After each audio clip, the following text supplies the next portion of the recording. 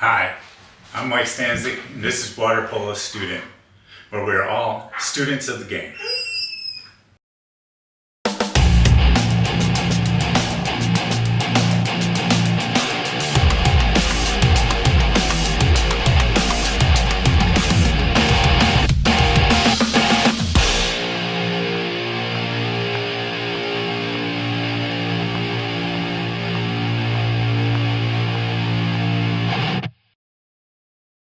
Today we're going to be talking about the numbering system for both offense and defense in a standard sort of offense setup called a 3-3 or umbrella.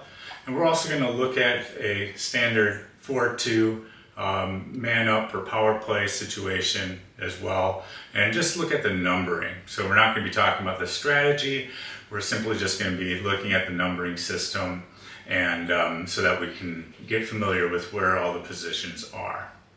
This is part of the water polo series that I've been writing here, which I've called Water Polo The Basics. And so you can look at that playlist on the YouTube channel. And in this series, we're just going to look at small parts of water polo, mainly about the rules of water polo and sort of the bits that define the basics. And so that's where we're at for today, looking at that numbering system. We're going to do all of our work on the computer, and so I have a screen ready to go for us to look at that, and yeah, that's about it. So thanks for being here. Remember to like and subscribe to the channel, and to visit the website and join our newsletter. That's waterpolostudent.com. All right, let's get started.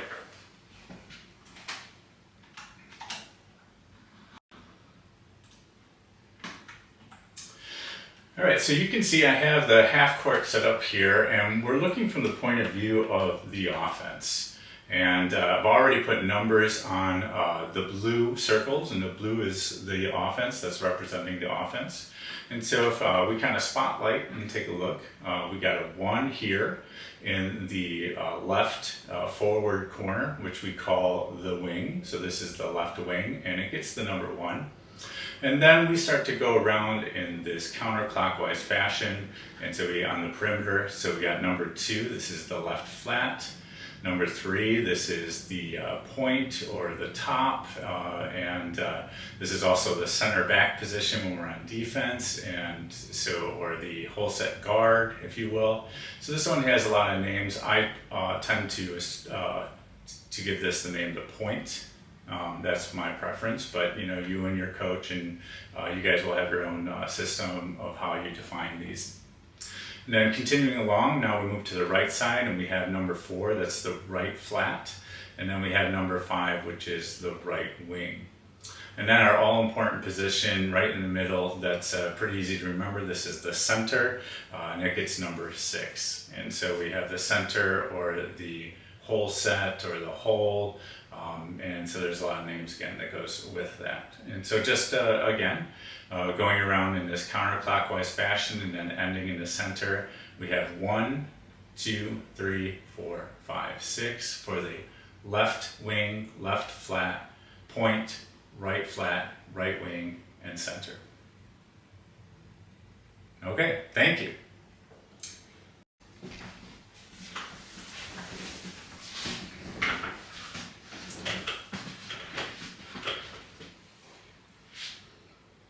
Next, we're going to look at the numbering system for the defense. And so in this case, on the computer screen, I have flipped the pool around. So the half court we're looking at is from the perspective of a defensive player. And so we also have the numbers inside the defensive circles. And so we have an X in front of them. We have X1, X2, X3, X4, X5, and X6. One thing you're going to notice right off the bat is that the numbers X1, X2, the 2, the 1, they correspond to the numbers that are that define the offensive players. So from the offensive point of view, in the left wing, we have the number 1. And so the player that is matched up with that number 1, or that position, if you will, is called X1. And the thing that's a little bit tricky here is that X1 is in the right lower corner instead of the, from this point of view, maybe you can think of it even as the right upper corner instead of the left lower. So there's a flipping of your perspective, and that's something just we got to keep in mind. So as you transition from defense into offense and vice versa, your number changes, and so the 1 becomes a 4, and then when you come back, that 4 becomes a 1 again in terms of your numbering. So it's not your number, it's a positional number, and so if you move to that position, you take on that number when you're in that position.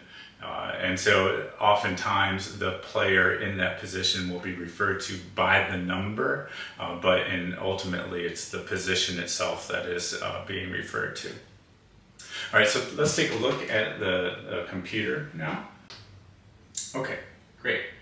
So I will turn on the spotlight here so we can kind of take a look at this. So in the last video, we kind of started in the upper left of the screen, and in this video, we're going to start in the lower right of the screen here. And so this is position 1 on offense. This is the offensive point of view left wing. And so you can see the corresponding defender there is X1. And then 2 and X2, 3 and X3, 4 and X4, 5 and X5, and 6 and X6. And so we have that all the way around the outside here. And really that's basically what it is. And so the one that we did leave out here, and I didn't do that intentionally, just forgot. Let's see if we can just go ahead and, I'm gonna go ahead and copy that and paste it. There we go. Just give it a G for goalie, and so we have the goalie here. So yeah, the goalie, I mean, that's pretty self-explanatory, but from the defensive point of view, definitely want to also give that guy a name, and so that's a G.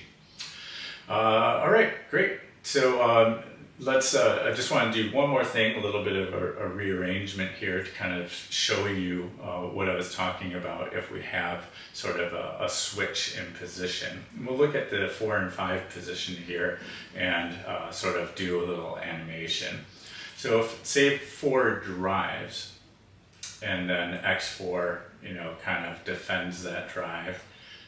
Oops, these guys aren't connected together, that's fine. And then the same thing here, if we have the 5 rotates back up and the X5 follows them, and then we kind of don't get any opportunity there, and so we kind of rearrange like that. So we had a motion here that is a typical drive type motion where we drove this way and then rotated out, and then this person rotated up. So it creates sort of this like circular motion in the offense, and the defense just responded to that. Now here's the thing.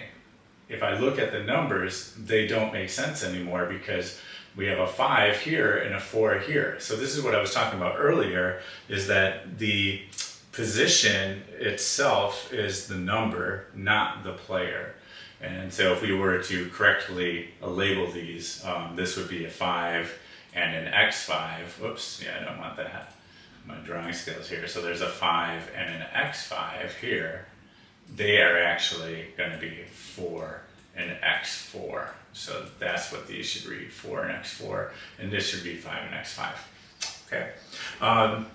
I think that's all I have for this, and so next we're going to move on to the man up or power play situation. Stay tuned. My name is Mike Stanzik, and this has been Water Polo Student. Until next time, have a great day.